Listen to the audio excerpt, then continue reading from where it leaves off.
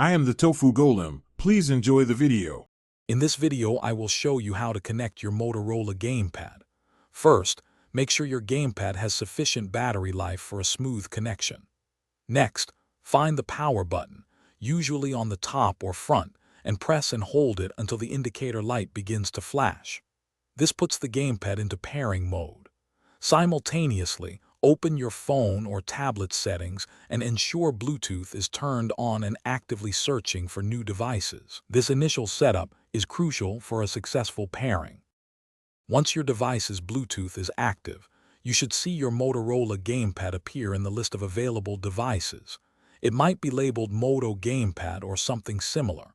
Tap on its name to initiate the pairing process. Your device may then prompt you with a pairing request. Simply confirm it. After successful pairing, the gamepad's indicator light will typically change from flashing to a solid color, indicating a stable connection. You're almost ready to play. Now that your gamepad is connected, it's a good idea to test it out. Open a game or an app that supports gamepads to confirm all buttons and joysticks are working correctly. If you encounter any problems like lag or dropped connections, try restarting both your mobile device and the gamepad. Also, check for other active Bluetooth devices nearby that might be causing interference. Sometimes, simply unpairing and repairing can resolve minor glitches. For an even better experience, check if there are any firmware updates available for your Motorola Gamepad. Keeping it updated can improve compatibility and performance.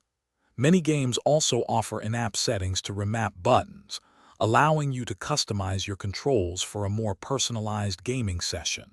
And speaking of reading, if you're looking for a great way to enjoy your favorite books, check the description below for a link to the new Kindle Paperwhite and other fantastic deals.